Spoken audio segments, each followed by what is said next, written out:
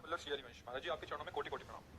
महाराज जी, जब भी मैं पढ़ने की कोशिश करता हूँ तो मेरा मन एकाग्रचित नहीं हो पाता, मन में कुछ और चलता रहता है, पढ़ाई में मन ही नहीं लगता, मेहनत करने के बाद भी सफलता नहीं मिलती। महाराज जी, कृपा मार्गदर्शन करें। उद्देश्य ठीक हो जाएगा तो मन लगेगा। उद्देश्य हमारा गलत है, अभी पढ़ाई उद्देश्य नहीं।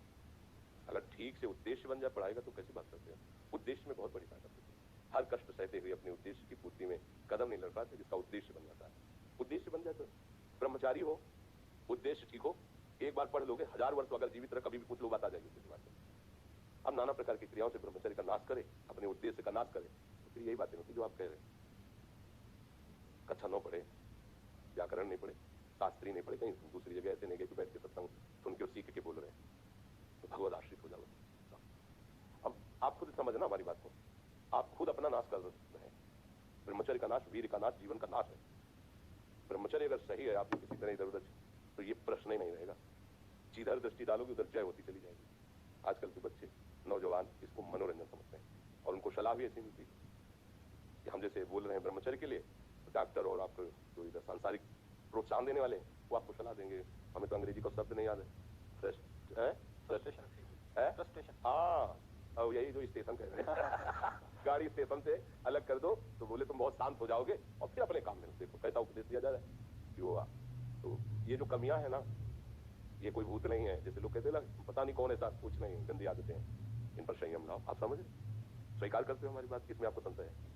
हाँ, तो आप देखो, हम आज ही सत्संग में बोल रहे थे, हमारे रक्त का स्वभाव है ऐसे, जैसे कट जाए ना तो उसका स्वभाव थोड़ी देर में गाढ़ा होने की कोशिश करेगा। यदि कहीं फ्लो वाली नस कट गई तब तो आपको वहाँ डॉक्टरी की जरूरत है, मगर ऐसे कहीं त्वचा में ऐसे उसका स्वभाव गाढ़ा हो जाना, वो थोड़ी ही देर में वो अपने आप को बांध लेगा, क्योंकि रक्त का एक स्वभाव होता है।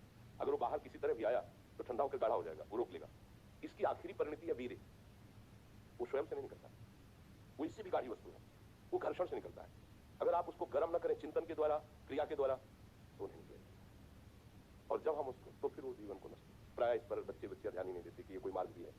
और परिणाम क्या होता है कि वो संसार में जिसे डिप्रेशन कहते हैं, मानसिक रोग से ग्रसित हो जाते हैं, क्योंकि इसका परिणाम यही है। या तो आपको प्रमाद और आलस्य युक्त होकर समाज से अलग पड़ा रहना पड़ेगा, या फिर आखिरी आत्महत्या करने ऐसी सलाह आपका मन देगा, ऐसी स्थिति में पहुंचा देगा।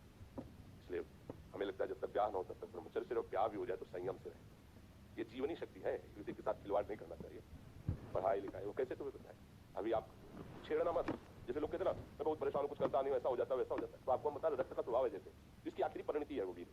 उसका स्वभाव नहीं है बहना, उसका स्वभाव ऐसा है, उसको जब तक ताप नहीं लगेगा तब तक वो बाहर नहीं हो सकता। आपने गलत अभ्यास किया, माना 2-4 महीने 5 महीने वो अपने अभ्यास वश पतित होगा, लेकिन आप छोड़िए उसका चिंतन, छोड़िए उसकी क्रिया, छोड़िए, अपने आप को ऐसे जाए। जैसे रक्त है, आप 1 महीने में देना शुरू करो, जो देने का नियत कितना, 100-200 ग्राम 500 ग्राम जो भी दिए है, 300 जो आप दीजिए, हर महीने तैयार हो जाएगा।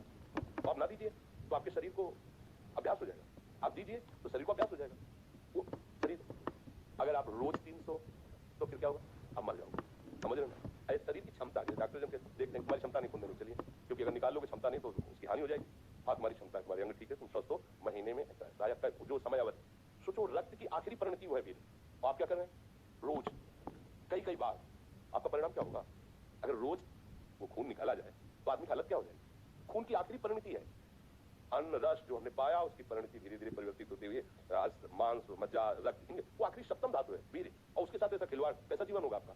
इस पर कोई विचार ही नहीं करता, समझता है तो केवल बाबा जीओं का विषय नहीं है। आप मनुष्य शरीरधारी हो, आपको भी संयम से चलना है, और जब तक ज्ञान होता तब तक तो संयम से ही चलना चाहिए। बच्चे को तो गृहस्थी में अच्छे गृहस्थ बनेंगे जाकर, फिर उनकी हानि नहीं हो पाएगी उतनी।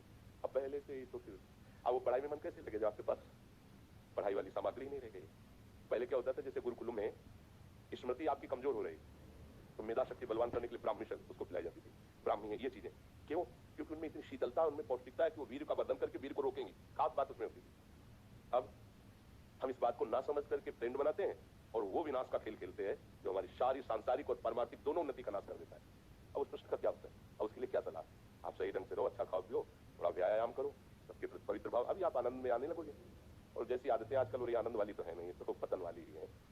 4 दोस्त मिलते हैं, मदिरा पान करते हैं, गांजा और तो और क्या ड्रग्स। अब बताओ क्या होगा?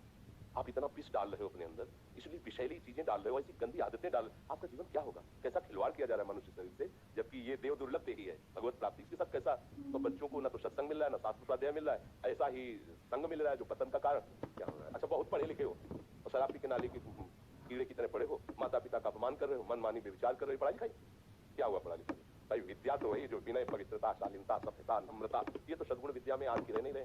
पढ़े लिखे माता पिता को ऐसे डांट देते जैसे कोई नौकर की बात करता है। हम स्वतंत्र हैं। अरे विषयों के गुलाम तू कब स्वतंत्र हो गया? स्वतंत्र